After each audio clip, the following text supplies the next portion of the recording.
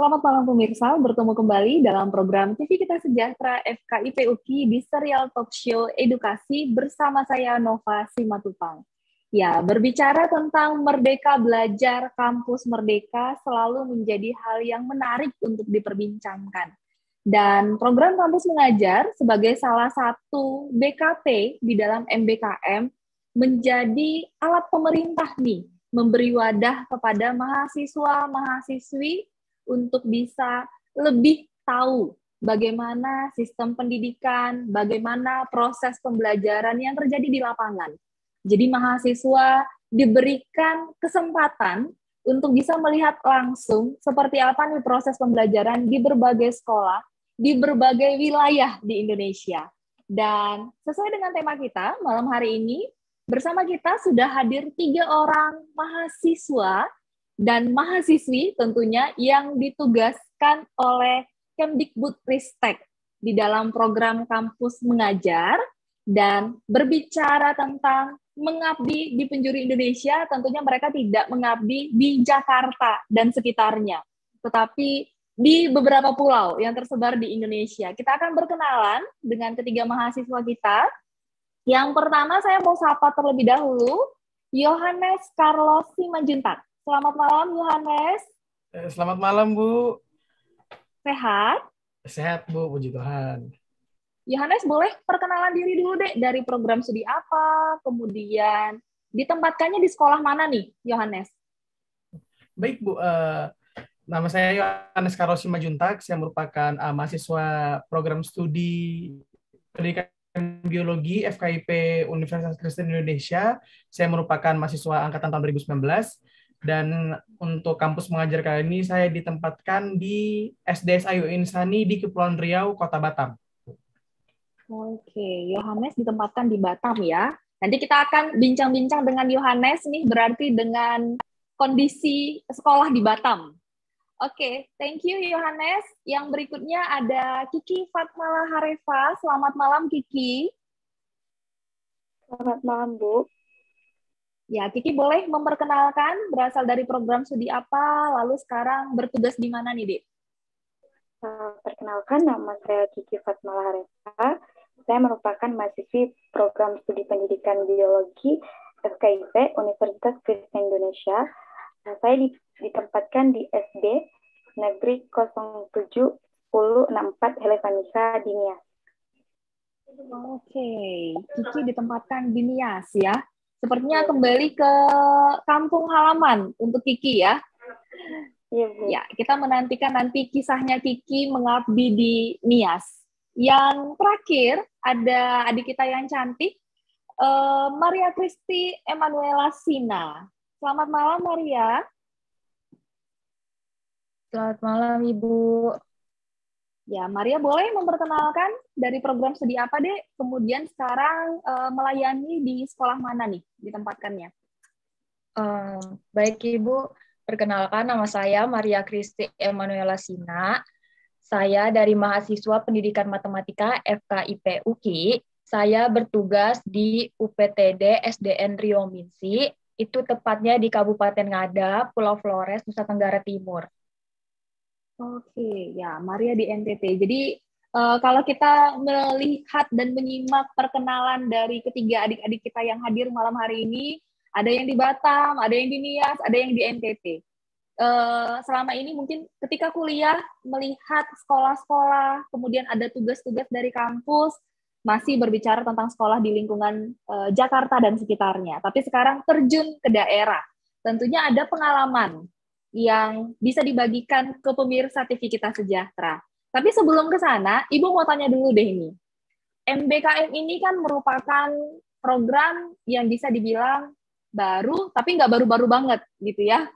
Dan ini menjadi angkatan pertama sebenarnya untuk UKI ikut di dalam program Kampus Mengajar. Meskipun dari pemerintah ini sudah jadi angkatan yang kedua. Nah, kalau dari kalian bertiga nih, seperti apa ketika pertama kali mendengar pemerintah menerapkan dan memberlakukan MBKM, terus apa yang terbersit gitu ketika dengar oke, ada program Kampus Mengajar nih gitu. Boleh dari Yohanes dulu deh, dari yang cowok dulu yang sharing. Silahkan Yohanes. Baik Bu, terima kasih Bu. Kalau dari saya sendiri pribadi pada saat mendengarkan, kan kebetulan MBKM ini ada seminarnya kemarin Bu, webinarnya di FKIP UI. Nah pada saat mendengarkan itu pertama kali, jujur saya memang sangat excited, apalagi mendengar pengalaman juga yang disampaikan pada saat webinar itu. Jadi jujur karena juga saya nanti juga bakal jadi guru, sepertinya ini menambah pengalaman yang luar biasa apabila saya lulus. Pada saat itu saya mikirnya gitu Bu. Cuman pada saat mendengar program MBKM ini, kan pada saat itu yang dibuka hanya kampus mengajar dan magang. Nah, di situ saya tertariknya ke kampus mengajar gitu, Bu. Dan tanya juga ke teman-teman yang lain, ternyata dari biologi juga pada banyak yang ini tertarik, jadi akhirnya saya makin niat, Bu, untuk ikut. Oke, artinya Yohanes ketika mendengar dan mendapatkan sosialisasi, mendapatkan informasi tentang kampus mengajar, langsung memang excited untuk ikut program MBKM ya. Oke, nah sebenarnya saya akan menjadi penasaran nih, kenapa menjadi excited dengan program ini? Apa yang kemudian membuat Yohanes tertarik? Tapi mungkin saya akan menanyakan pertanyaan itu ke Kiki, karena Kiki juga ikut dalam program kampus mengajar, pasti ada alasan khusus nih, kenapa dari program MBKM yang ditawarkan pada saat itu, ada magang, ada studi independen, ada PMMDN, kenapa memilihnya kampus mengajar? Gitu. Silahkan Kiki. Baik, terima kasih Bu. Sebenarnya saya tidak tertarik, bukan tidak tertarik, tidak mau ikut dalam MBKM ini. Pas dibuka MBKM ini saya tidak mencari tahu. Tapi ketika saya sharing kepada saudara saya, kan dia ikut. Jadi dia menceritakan, ayo kita ikut, ini bagus untuk menambah wawasan, menambah pengetahuan, serta pengalaman. Nah, jadi saya pikir, bolehlah lumayan untuk menambah wawasan, ikut kampus mengajar. Dia bilang, kita ikut kampus mengajar aja, biar kita lebih bagus terjun, kan kita jadi guru. Jadi kita lebih bagus terjun ke sekolah. Jadi kita bisa kalau udah selesai tamat, kita langsung jadi guru, udah ada pengalaman mendidik siswa-siswi. Itu, Bu. Oke, alasannya ketika berubah pikiran. Ini menarik sih sebenarnya, terlepas dari masalah MBKM-nya, artinya kalau dari ceritanya Kiki, penting memang memiliki circle atau pergaulan yang positif ya. Tadinya Kiki tidak tertarik, kemudian tidak begitu mencari tahu tentang MBKM, tetapi karena punya lingkungan yang sudah dapat informasi lebih awal tentang kampus mengajar, jadi bisa memberikan saran yang positif ke Kiki. Jadi memang untuk pemirsa TV Kita Sejahtera, ini salah satu hal yang membuktikan bahwa circle kita itu bisa mempengaruhi tindakan yang kita ambil gitu. Meskipun kita harus bergaul dengan siapa saja gitu ya. Oke, nah kalau dari Maria nih, tadi Kiki sudah menyampaikan alasannya untuk ikut program kampus mengajar. Kalau dari Maria sendiri memandang program kampus mengajar ini seperti apa? Apakah memang dari awal ada program MBKM, Maria memang sudah langsung tertarik untuk terjun di kampus mengajar? Atau masih ada peluang untuk ikut program yang lainnya? Gimana tuh Maria? Baik, Ibu, terima kasih. Alasan saya untuk memilih yang kampus mengajar, awalnya kan ini kan kampus mengajar yang angkatan kedua. Nah, ada angkatan pertama. Nah, angkatan pertama itu saya sudah pernah mencoba dan itu memang saya sangat tertarik dengan kampus mengajar ini dari angkatan pertama.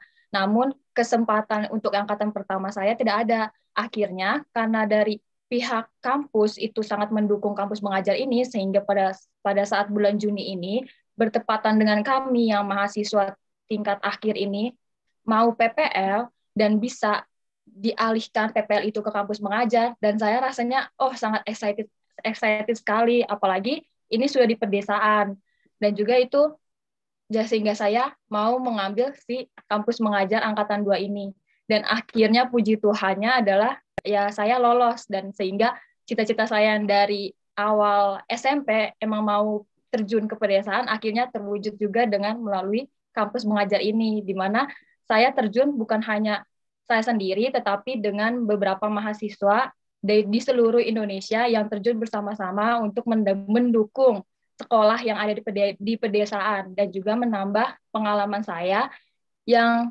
dulunya selalu di perkotaan. Jadi kita bisa melihat tuh pendidikan di pedesaan tuh gimana sih, supaya kita sebagai guru tuh dapat memilah gimana sih kalau perkotaan ini seharusnya seperti ini, terus pedesaan ini harusnya seperti ini, tidak bisa disamaratakan. Begitu, Ibu. Ya, oke. Terima kasih Maria untuk sharingnya. Artinya memang Maria sudah pernah mencoba di program Kampus Mengajar Angkatan 1, namun ketika pada saat itu belum mendapat kesempatan, tidak kemudian menyerah dan mencoba kembali di periode angkatan yang kedua gitu, dan akhirnya terjawab gitu ya, terjawab kerinduannya untuk mengabdi di daerah. Dan menariknya Maria ini ternyata memang dari awal justru inginnya ditempatkan di daerah pedesaan seperti itu ya, tidak punya target untuk di perkotaan justru ya. Nah, kalau Kiki nih, karena Kiki tadi punya background mengatakan tidak begitu tertarik gitu ya awalnya dengan program Kampus Mengajar ini, ketika Kemdikbud kemudian memberikan pengumuman dan menyatakan Kiki menjadi salah satu mahasiswa yang beruntung untuk ikut program Kampus Mengajar ini, apa yang dirasakan? Apakah ragu, masih ada keraguan-raguan kah, atau excited karena tahu sekolahnya ditempatkan di kampung halaman, atau seperti apa nih, Kiki? Pertama pas mendapatkan pengumuman kelulusan, ditempatkannya di Nias. Awalnya saya ragu, saya nanti cuma sendirian pada di Jakarta, kawan-kawan saya. Nanti kiranya saya sendirian, gimana cara ngatasinya, ke sekolahnya cuma sendirian, nggak ada teman. Setelah cari teman di grup, ternyata ada mahasiswa yang ditugaskan di Nias. Saya senang, ternyata ada teman yang ditugaskan sama-sama di Nias. Jadi saya senang saat dinyatakan lulus. Meskipun awalnya ragu-ragu, takutnya sendirian, ternyata ada teman. Oke, ya. Meski ragu-ragu awalnya, tapi pada akhirnya menjadi excited karena memang tidak sendirian ditempatkan di sana. Nah, untuk Kiki ini sepertinya harus membangun kepercayaan diri nih. Apalagi ketika pemerintah kemudian memutuskan Kiki layak di dalam program ini, artinya ada nilai lebih dalam diri Kiki sebenarnya yang memang bisa digunakan untuk melayani masyarakat, menyentuh adik-adik kita, siswa-siswi di sekolah di tempat di mana Kiki ditempatkan. Nah, karena kalian ada ditempatkan di berbagai daerah, maksud saya Kiki di Nias, Maria di NTT, Yohanes di Batam gitu. Boleh sharing nggak kondisi sekolah di mana kalian ditempatkan? Apakah sesuai dengan ekspektasi, atau justru ketika hadir membuat kalian merasa tertantangkah, atau melihatnya justru lemes gitu, atau gimana nih? Kalau Yohanes gimana perasaannya ketika melihat kondisi sekolah? Oh, baik, Bu. Untuk awalnya pada saat lihat kondisi sekolah pertama kali, kaget sih, Bu. Karena saya tahu kan Pulau Batam ini kecil, jadi ya semua udah pernah saya kelilingi. Saya baru tahu ada sekolah yang seperti ini. Kebetulan karena Batam ini kan pulau tapi kebanyakan industri. Jadi rata-rata sekolahnya itu udah modern lah, Bu. Udah internasional lah penggunaan bahasa Inggris. Nah, pada saat saya di tempatan sekolah ini jujur kaget, Bu. Karena sekolahnya itu ternyata ada di kawasan baru yang mungkin kalau kita cari di Gojek itu nggak bakal jumpa gitu. Terus dindingnya juga masih setengah, belum ada jendela, dan yang paling buat kagetnya itu kita ada kelas 1 sampai 6, tapi dia tuh per kelas dibagi 2, Bu. Jadi kelas pertama itu untuk 1 2, kelas ketiga 2 itu 3 dan 4, dan kelas ketiga itu 5 dan 6. Terus di sana itu juga belum diaspal lokasinya. Jadi ya kaget, tapi juga senang sih, Bu. Jadi semakin tertantang, kayaknya jadi lebih berdampak gitu kalau misalnya kita berbuat sesuatu di sekolah seperti ini gitu, Bu. Oke, jadi senang ya justru mendapatkan sekolah di mana justru Yohanes yang bahkan sudah mengelilingi Kota Batam belum pernah melihat sekolah itu, tapi kemudian dipertemukan dengan orang-orang di sekolah. Nah, kalau sivitas di sekolahnya. Gimana responnya menyambut Yohanes dan teman-teman ketika datang ke sekolah, berkunjung, dan menyampaikan bahwa kalian ditugaskan untuk program kampus mengajar? Baik Bu, untuk respon dari sekolah awalnya mungkin kaget Bu. Saya rasa mereka belum dapat informasi terlebih dahulu mengenai kehadiran kita dari MBKM. Namun karena sudah pada saat kehadiran kita yang kedua itu sudah dihubungi dari pihak DPL kita, jadi sekolah juga ngerti tujuan kita apa di sini, dan setelah kita ada pertemuan yang kedua, sekolah sangat welcome sih Bu akan kehadiran kita. Si ibunya juga ngajak kita bagaimana sih sejarah sekolah dan segala macamnya. Jadi kalau disimpulkan memang dari pihak sekolah sangat welcome sih buat kehadiran tim dari tim kita, Bu. Oke. Ya, puji Tuhan ya, kedatangan kalian disambut dengan baik oleh pihak sekolah berarti di sana. Nah, kita coba beralih dulu nih dari Yohanes ke Maria, karena Maria sejak awal memang sudah menantikan momen ini gitu ya, menantikan mendapatkan pengalaman untuk mengabdi di daerah pedalaman atau di desa seperti itu. Program apa saja nih yang sudah dilakukan atau dikerjakan oleh Maria di sekolah tempat Maria ditugaskan? Silakan Maria. Baik Ibu, terima kasih. Program yang kami lakukan, yang pertama kalinya tuh Bu, kan di sekolah itu benar-benar semuanya tuh serba tidak ada Ibu. Seperti serba tidak ada semuanya. Iya. Yang ada apa nih? Yang ada manusianya Ibu. Waduh, oke. Jadi gimana caranya mengadakan yang tidak ada ini? Iya Ibu. Kayak misalkan sinyal Ibu. Sinyal saja di situ tuh sangat amat susah, dan juga listrik Ibu. Dan semua guru di sana Ibu, semuanya tuh serba manual, sehingga karena kedatangan kami ke mereka semua dari guru, siswa, dan masyarakatnya. Nah, program yang kami pertama lakukan adalah mengenalkan mereka media elektronik seperti penggunaan laptop, terus penggunaan yang Microsoft Word, Excel, jadi semua administrasi guru tuh bisa dibuat dari laptop itu sendiri. Sehingga kan sekarang kan perkembangan zaman kan itu sudah maju kan Bu, jadi semuanya apa-apa harus diketik. Nah, itu program pertama yang kami lakukan kepada guru-guru Ibu. Dan juga itu pun selama 1 bulan Agustus. Nah, sedangkan proses pembelajaran itu belum ada. Proses pembelajaran itu baru mulai bulan September.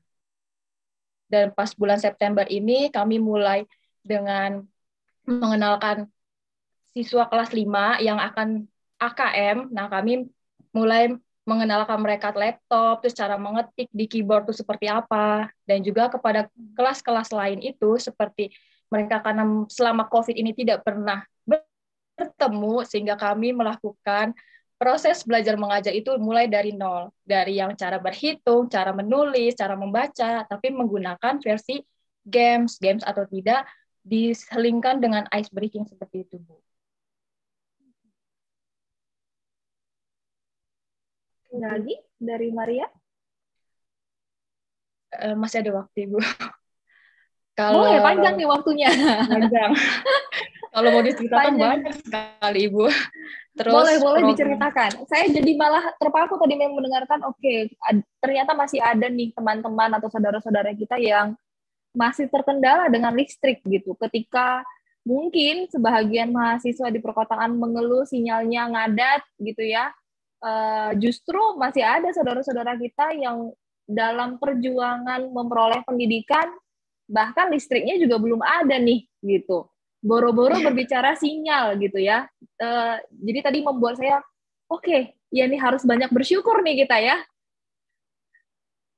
Nah, iya, ada Ibu, lagi nggak? Karena katanya tadi programnya panjang, ada lagi nggak program-program yang kemudian diberikan ke sekolah gitu untuk membantu mereka juga lebih maju gitu? Dan juga Bu, kan di guru-guru tersebut media pembelajaran itu belum ada sama sekali kan Ibu. Nah, karena adanya kami, jadi kami itu mengenalkan media pembelajaran seperti kayak Kahoot, kayak PowerPoint yang bisa dibuat animasi, terus edu game, terus ada dari pembekalan yang kemarin ada namanya Games Desa Tika. Nah, kami itu pertama mengenalkan Desa Tika ke anak-anak. Nah, untuk mengenalkan Desa Tika itu, kami harus mencari sinyal dulu ke tempat yang ada sinyal lagi, itu mendownload dulu itu aplikasi gamenya Desa Tika, baru kami menerjunkan ke siswa-siswanya itu. Dan juga ke siswa-siswanya ini kami hanya menerapkannya ke kelas tinggi, yaitu kelas 4, 5, 6. Sedangkan kelas 1, 2, 3, mereka belum tahu apa-apa. Sedangkan mereka tuh hanya masih bisa cara membaca dengan cara berhitung 1 sampai 20. Nah, itu kami selingkan dengan kayak ibaratnya kartu. Nah, kan kita di Jakarta ada yang namakan kartu Uno. Nah, di sana kan belum ada sama sekali kartu Uno. Nah, sehingga saya membeli di Jakarta untuk menerapkannya di sekolah saya dan membuat kartu Uno itu dan untuk mengenalkan ke anak-anak supaya cara berhitung itu seperti ini, warna itu seperti ini, dan sekalian berhitung secara penjumlahan kayak ada plus 4, nanti tambah 4 kartunya, tambah 2, nah seperti itu. Supaya mereka juga tertarik untuk belajar juga. Itu Ibu. Iya, menarik ya. Ada banyak tanggung jawab sebenarnya secara tidak langsung diberikan oleh pemerintah ke kalian ketika kalian dipercaya untuk melayani ke berbagai daerah. Secara khusus untuk sekolah-sekolah yang memang membutuhkan sentuhan. Seperti tadi, belum mengenal bagaimana penggunaan komputer, Microsoft. Nah, itu menjadi tugas penting, di mana mungkin di perkotaan sudah banyak kegiatan yang dilakukan dengan berbasis digital, seperti itu ya. Tapi kemudian harapan saya nanti setelah program ini selesai dijalankan oleh Maria dan timnya, tentunya apa yang ditinggalkan di sekolah tidak serta-merta selesai sampai di situ. Jadi mudah-mudahan Maria dan tim memikirkan bagaimana mereka bisa memiliki kebiasaan dan memang tertarik untuk menggunakannya, seperti itu. Oke, nah menarik ya, dari Yohanes yang berbicara tentang kondisi sekolah, kelas yang terbatas, artinya perlu pembagian administrasi yang baik, Maria dengan segala keterbatasan di sekolah ditempatkan. Kalau Kiki nih, di Nias, gimana Dek kondisi sekolahnya, lalu program apa yang sudah dikerjakan bersama dengan teman-teman di sekolah? Kalau kondisi sekolahnya memungkinkan, masih banyak ada kelas, baru kemarin pembangunan untuk kelasnya baru selesai untuk menambah, kan siswanya sekarang kan dilakukan per shift, jadi sekarang ruangnya, jadi mereka bisa masuk sekaligus dibagi 2. Sama kami lakukan kemarin Bu, banyak guru-guru yang tidak tahu tentang aplikasi kalau meeting kayak nge-Zoom ini.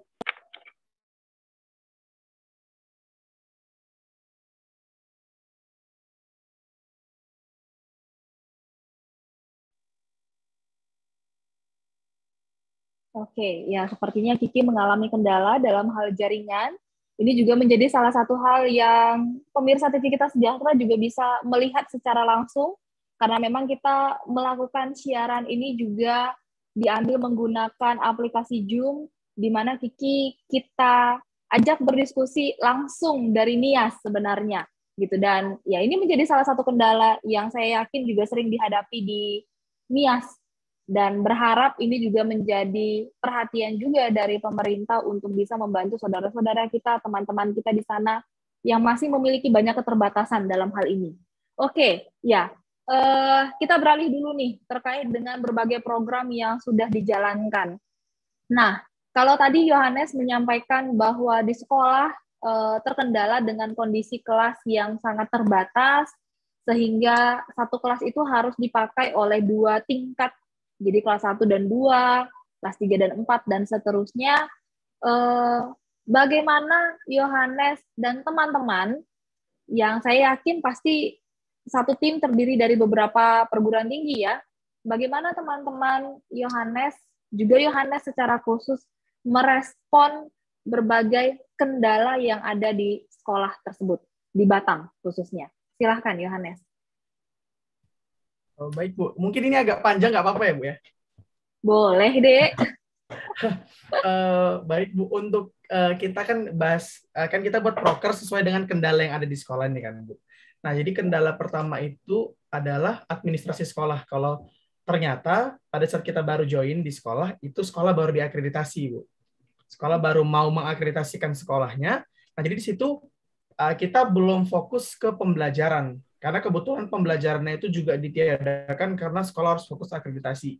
Jadi di situ kami tim fokus untuk akreditasi, kita bantu, ternyata di sini belum ada RPP, silabus, dan semuanya. Jadi di situ kita ada waktu sekitar seminggu untuk nyiapin semua kebutuhan akreditasi.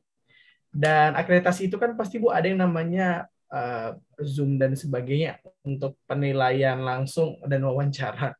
Kebetulan karena guru-guru dan pihak sekolah itu terbatas untuk diwawancarai, jadi saya kebetulan dijadikan wakil kepala sekolah pada saat itu Bu. Jadi sebelum wawancara saya harus belajar dulu 1 atau 2 malam untuk belajar tentang latar belakang sekolah.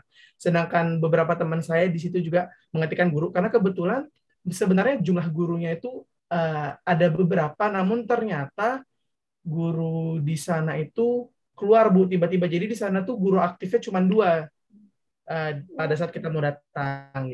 Pada saat kita di sana tuh guru aktifnya cuma 2 pada saat itu. Nah, setelah akreditasi selesai, baru kita langsung ke fokus ke pembelajaran di sekolah. Nah, pembelajaran di sekolah karena tadi sudah saya sampaikan, ruangnya terbatas. Di situ awalnya karena masih PPKM darurat level 4, jadi sekolah tuh masih terbatas, Bu. Jadi kita ke sekolah cuma dikasih tugas dan pulang.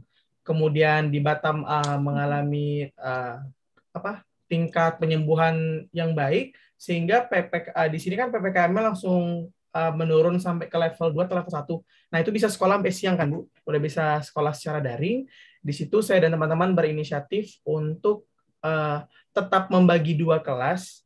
Satu ruang itu dipakai 2 kelas. Tapi di sini gurunya kita dibagi jadi lebih rapi gitu Bu. Karena dulu di sana mata pelajarannya belum nggak ada Bu, belum ada mata pelajaran, belum ada jadwal guru. Nah jadi situ kebetulan karena saya ketua juga IREGU, jadi saya yang buat jadwal mata pelajaran, jadwal mengajar, terus kita juga karena sekolah juga belum pernah upacara, kita ngadain upacara banyak sih Bu. Terus untuk proker sendiri kita itu fokus untuk literasinya, kita memperbaiki perpustakaan Bu, karena kebetulan perpustakaannya masih terbatas, sering kena hujan, lemari hancur, terus jumlah buku yang ada juga terbatas. Kemudian untuk kita juga ada buat zona karya Bu, untuk mengapresiasi karya siswa.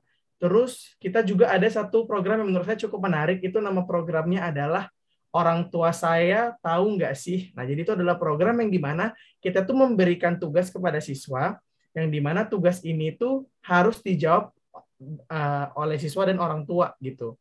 Nanti misalnya untuk di kelas kecil, ada mengikuti titik-titik untuk membentuk huruf. Itu ada yang dibuat untuk orang tua, ada yang dibuat untuk anak. Nah, juga ada soal misalnya di kelas besar nih Bu, di belajar IPA nih. Nanti orang tuanya harus berdiskusi dengan anak, sehingga anak itu bisa kira-kira mengajarkan lah gitu setidaknya orang tua mengenai apa sih materi yang saya pernah dapat di sekolah gitu Bu. Masih banyak banget lagi program kita, cuman itu sih beberapa program utama kita Bu di kampus mengajar di sini. Terima kasih Bu. Ya, mengantisipasi kekurangan SDM untuk guru-guru di sana yang memang jumlahnya masih sangat terbatas. Ya, kita berharap segera dapat jalan keluar juga, baik sekolah ya, karena memang Yohanes dan adik-adik mahasiswa dari berbagai PT yang saat ini mungkin ditugaskan di sana kan juga tidak selamanya ada di sekolah itu, gitu. Masih harus kembali ke kampus dan melanjutkan studi dan sebagainya, begitu ya. Kita berharap yang terbaik tentunya untuk sekolah ini segera menemukan dan ada banyak talenta-talenta atau SDM-SDM yang mau melayani juga di sekolah tersebut.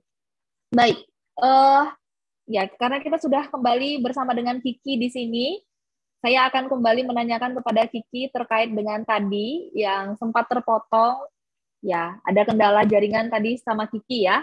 Oke, Kiki boleh melanjutkan cerita tentang kegiatan yang sudah dilakukan di sekolah, Dek?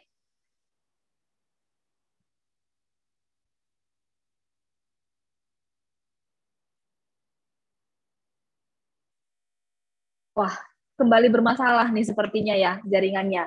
Oke, ya mudah-mudahan Kiki bisa segera kembali bergabung dan jaringan bisa kembali normal dari Nias. Kita akan ke Maria dulu nih. Nah, Maria boleh cerita nggak kalau di sekolah tempat Maria ini, teman-temannya, circle-nya itu dari universitas mana saja? Yang teman-teman saya ini semuanya dari universitas yang ada di NTT. Yang di luar NTT hanya saya sendiri. Yang pertama ada satu mahasiswa yang dari Pulau Kupang, terus ada 3 mahasiswa yang dari Pulau Flores. Gitu, Ibu. Oke, jadi berlima ya di sana. Ya. Nah, komunikasi dan koordinasi di sana itu seperti apa, Dek? Apakah kemudian karena Maria sendiri nih datang dari Jakarta gitu, jadi sungkan berkomunikasi dengan teman-teman di sana, atau ketika menjalankan, karena cukup banyak ya programnya tadi yang disampaikan, melatih guru menggunakan Microsoft, media, itu gimana tuh dengan teman-teman dari berbagai universitas itu? Oke, terima kasih Ibu. Berhubung puji syukurnya ini dari dua mahasiswa yang dari Pulau Kupang dengan salah satu dari Pulau Flores itu adalah satu teman saya pas waktu satu SMA saya. Yang satu yaitu kakak kelas dan satunya lagi satu angkatan dengan saya. Dan duanya lagi ini sudah beda lagi. Nah, sehingga saya tuh dengan mereka-mereka itu bisa saling komunikasinya lancar Ibu. Jadi ya sudah kenal dekat, jadi kita bisa saling tukar pikiran satu sama lain dan sudah ibaratnya sebagai teman. Nah, sedangkan kalau mau membagi yang program-program itu, nah kami sudah membagi Ibu dari setiap orang itu ada pembagian tugas dari setiap kelas. Nah, sedangkan saya itu ada kelas 6. Nah, kelas 6 itu ada guru pamongnya. Nah, saya ini fokusnya dari untuk kelas 6. Nah, kelas 6 ini jadi saya membantu guru pamong untuk membuat itu media pembelajaran, terus juga membantu siswa-siswi itu untuk bisa menghadapi ujian sekolah yang nanti, dan untuk teman-teman yang lain, nah mereka fokus dengan kelasnya masing-masing. Nah, sedangkan saya harus fokus dengan guru serta siswa saya di kelas 6, gitu Ibu. Ya, puji Tuhannya teman-temannya ini sudah kenal sebelumnya. Tapi saya percaya itu bukan suatu hal yang kebetulan sih. Artinya Tuhan memudahkan jalannya Maria juga nih untuk bisa menyusun proker bersama dengan teman-teman yang ditugaskan. Nah, kita coba ke Yohanes nih, karena tadi Yohanes juga menyampaikan Yohanes ditunjuk sebagai ketua tim. Nah, boleh cerita nih gimana Yohanes memimpin teman-teman yang berasal dari berbagai perguruan tinggi.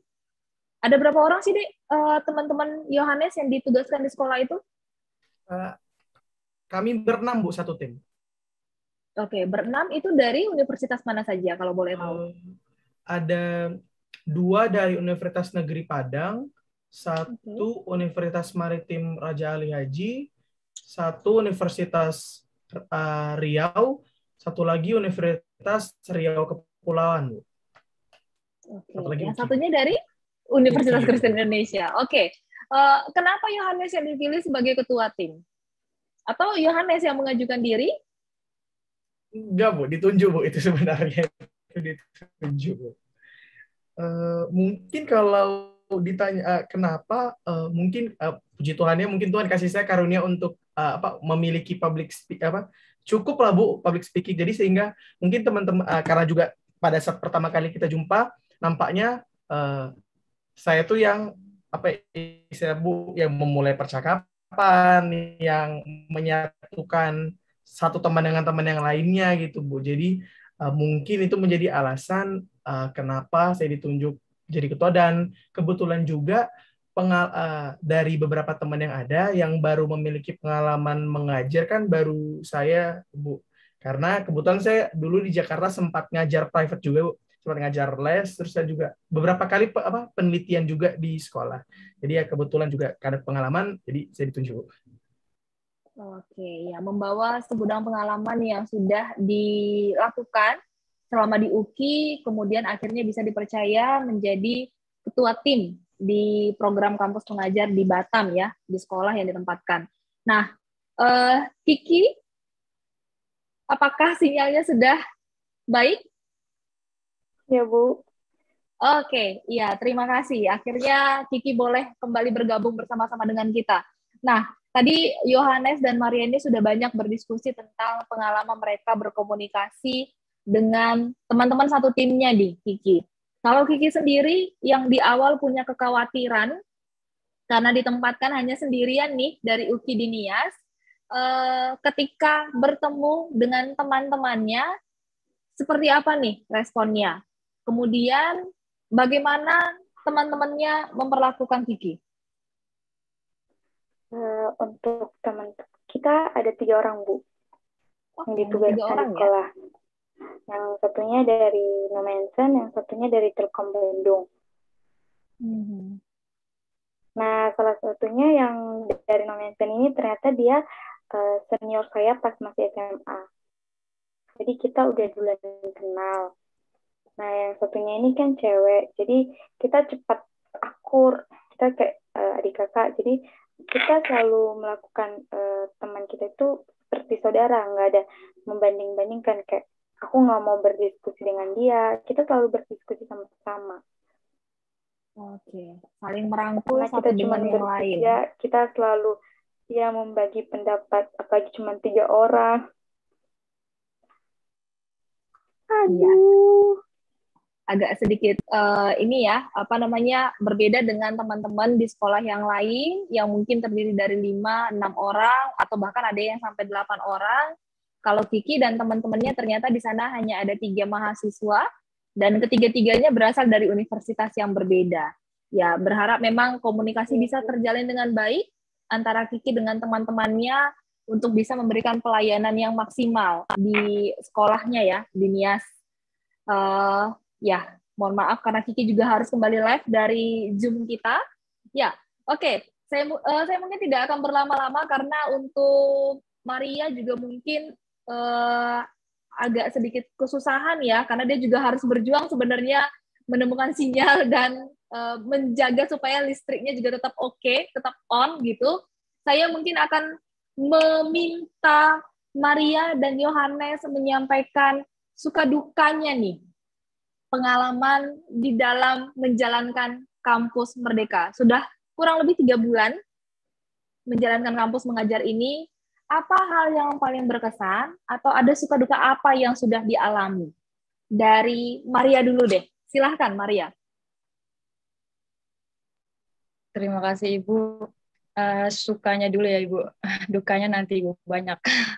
Sukanya itu... Oh, banyak kan dukanya nih. Oke, silahkan deh. Iya, Ibu. Kalau sukanya itu adalah ya saya bisa mencapai apa yang saya inginkan yang dari SMP dan akhirnya terwujud, dan itu sukanya. Nah, terus juga saya sukanya di sana adalah siswa-siswinya itu sangat rasa kekeluargaan itu sangat tinggi, Ibu. Jadinya kalau misalkan kami datang, itu pasti mereka langsung hai Ibu Kristi, ibaratnya kayak idola masuk ke suatu kampung, langsung semuanya langsung terkenal semua, dia omong satu ke satu, jadi ibaratnya kami ini artis gitu Ibu. Jadi saya senangnya di situ Ibu, jadi kami bisa terkenal. Langsung punya banyak fans ya? Ya, banyak fans Ibu. Dan juga saya sukanya adalah saya bisa membagi apa yang saya tahu di ilmu saya yang dapat di Jakarta dan berbaginya ke guru-guru yang di sana. Oh, ternyata sekolah tuh tidak sesuai dengan apa yang saya pikirkan selama di perkotaan. Oh, guru tuh harus gini. Oh, ternyata pas di pedesaan itu di luar ekspektasi, dan saya bisa menyalurkan apa yang saya dapat di Jakarta. Itu saya bisa tuangkan ke guru-gurunya, dan guru-gurunya itu sangat welcome oleh ke ide-ide yang kami berikan kepada mereka. Dan juga siswanya juga tuh sangat excited untuk ini kedatangan kami semua, karena kami ini pertama kalinya Ibu, katanya kami datang, dan itu pun langsung utusan dari Kemendikbud untuk mengabdi ke SD tersebut, dan mereka tuh langsung, wah ternyata ada guru baru, guru muda, dan juga kami kan pembawaan untuk mengajar juga tidak seperti yang guru-guru sebelumnya, dan mereka tuh sangat tertarik. Jadi yang sebenarnya yang awalnya siswanya hanya jarang untuk ke sekolah, nah tiba-tiba pas kami datang itu semuanya ke sekolah, Ibu. Jadi itu sangat membangun kami punya motivasi untuk ayo kita harus bisa membangun ini sekolah dasar ini.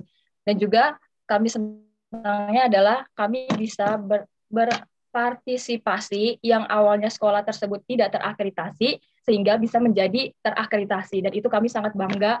Kami bisa tahu step by step untuk mereka prosesnya mencapai akreditasi tersebut, dari yang awalnya di situ yang Ibu tahu ada listrik tidak ada, sinyal tidak ada, sehingga kami bisa mencari ke daerah yang ada sinyal, itu membutuhkan waktu 2 jam. Dan dukanya itu yang seperti itu, Ibu. Semuanya kayak serba susah, dan untungnya kami listrik itu dapatnya dari tenaga matahari, Ibu. Dan juga sinyal itu bergantung ke kabupaten sebelah, sehingga kami sesuai dengan cuaca saja, Ibu. Kalau misalkan cuacanya bagus, berarti sinyal bagus. Dan juga kalau listrik juga itu kalau ada generatornya, ada akinya, ya itu bagus. Tapi kalau misalnya tidak ada, berarti kami 1 hari tidak menggunakan listrik, yaitu hanya bergantung kepada lampu sehen. Dan juga di sana itu susahnya adalah kami benar-benar berawal dari nol, yang beradaptasi dengan teknologi harus mulai dari nol. Terus ini mulai dari nol juga dari siswa-siswinya yang selama 2 tahun tidak pernah ke sekolah, dan kami harus push untuk bisa membaca, menulis, berhitung, dan itu tujuan kami. Apalagi kelas 5 ini yang mau AKM, itu pun ada siswa-siswi yang masih belum bisa baca, dan kami itu harus push pagi, sore untuk mereka bisa menghadapi AKM tersebut. Dan susahnya itu ya tadi sinyal, listrik, dan juga air di sana, Ibu, sangat-sangat susah. Jadi benar-benar saya sangat bersyukur untuk bisa bisa beradaptasi di sana, bisa tahu pedesaan itu seperti ini. Ternyata kita yang perkotaan ini harus sangat bersyukur karena pedesaan aja ada yang seperti ini loh. Ibu. Iya. Oke, kalau saya menghitung sebenarnya antara suka dan dukanya lebih banyak sukanya sih, Dek. Tidak seperti yang di awal disampaikan oleh Maria ya, Yohanes ya. Tadi disampaikan lebih banyak dukanya nih, Bu. Saya udah ketakutan. Aduh, anak saya di sana kok lebih banyak dukanya gitu. Ternyata lebih banyak sukanya sebenarnya ya. Mengabdikan diri, punya pengalaman baru, dan melatih diri untuk lebih banyak bersyukur. Oke, nah sebelum saya menanyakan Yohanes nih terkait dengan suka duka, mumpung Kiki bisa join kembali dengan kita, boleh dari Kiki, apa suka duka atau pengalaman yang paling berkesan selama Kiki kurang lebih 3 bulan ini mengikuti program kampus mengajar? Sukanya, tadi kan Bu, saya kan nggak punya adik. Selama saya belajar mengajar di sana, setiap saya hadir selalu dipanggil pagi Miss. Mereka selalu menyambut kami itu senang. Nah, jadi kami juga senang. Banyak siswa yang malu-malu, yang tidak mau ke kerja. Kalau kami bilang, kalau siapa nanti kita kasih hadiah, ada permen. Jadi kami selalu setiap hari menstok permen atau jajan. Jadi mereka bisa lebih giat belajar. Setiap hari mereka akan datang ke perpus membaca. Jadi mereka tidak susahnya di kelas 6. Siswa yang benar-benar yang membuat kami harus giat membantu dia dalam membaca. Dia sama sekali tidak bisa membaca, Bu. Mengenal huruf, dia bisa mengenal huruf, tapi akan selalu lupa. Jadi kami yang 3 orang ini selalu bersemangat membuat dia harus bisa, sebelum dia tamat SD ini, dia harus bisa membaca. Susah saat SMP. Begitu, Bu, dukanya.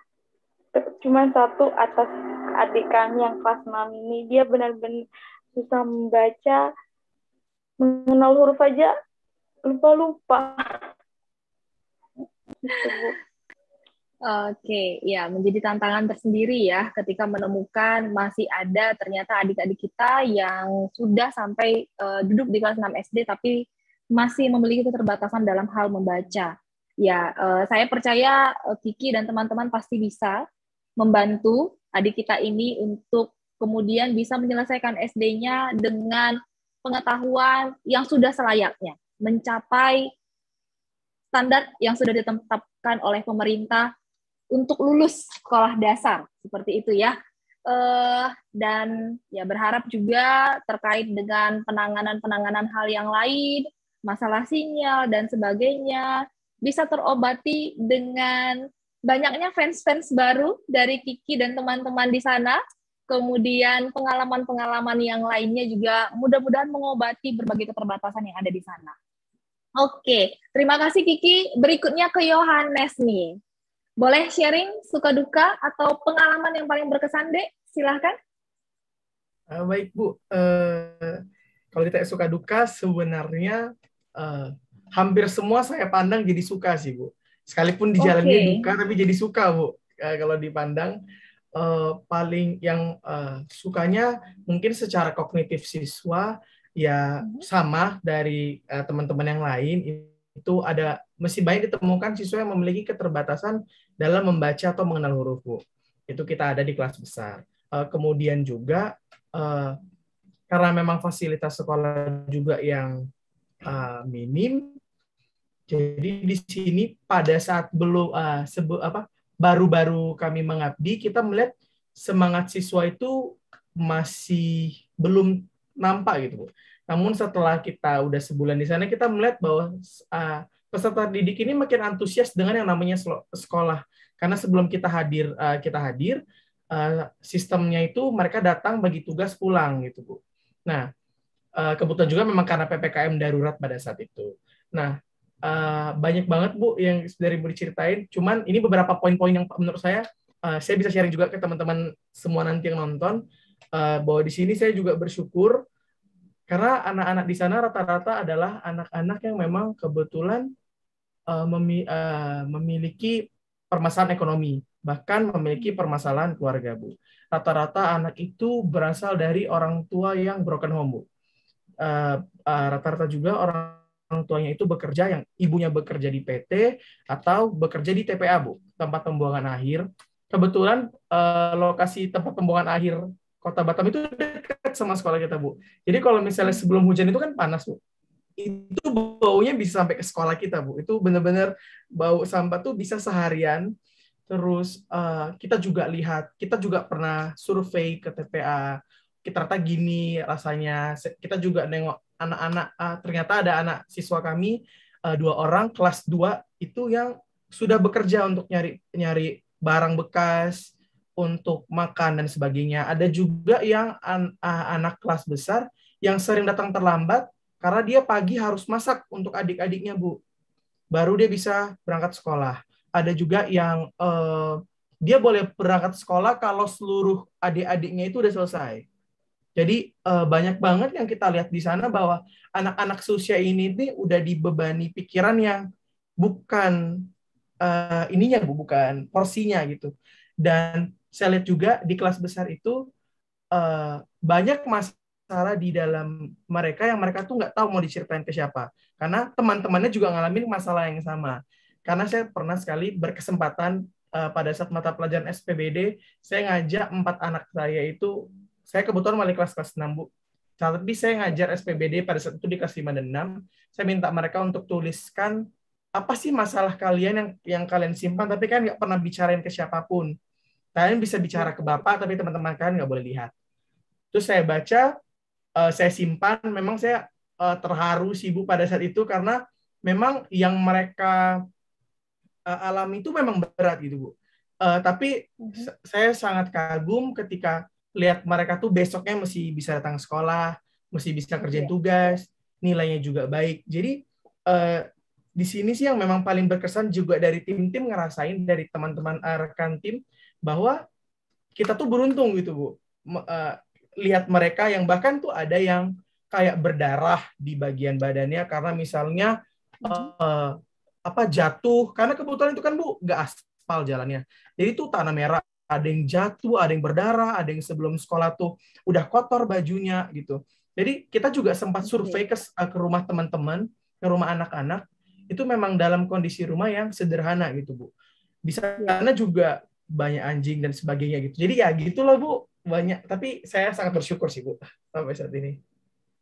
Oke, ya.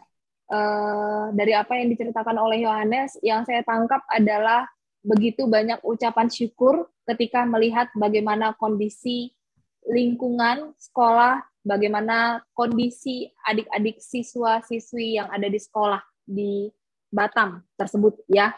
Oke, adik-adik, saya meyakini bahwa selama kurang lebih 3 bulan, bahkan kalian masih akan menjalankan program kampus mengajar ini sampai di bulan Desember, akan ada banyak hal positif, banyak hal baik yang kalian lakukan dan bisa kalian tinggalkan di sekolah di mana kalian ditugaskan pada saat ini. Saya percaya ketika Tuhan mengutus kalian ke sana, kalian akan memberi dampak yang luar biasa juga untuk sekolah. Jadi, mudah-mudahan Tuhan tetap memampukan kalian supaya setiap apa yang sudah kalian rencanakan dalam prokernya bisa berjalan dengan baik. Dan sebagai penutup, ya seperti biasa saya akan meminta narasumber, artinya kalian bertiga nih, untuk menyampaikan sebuah closing statement.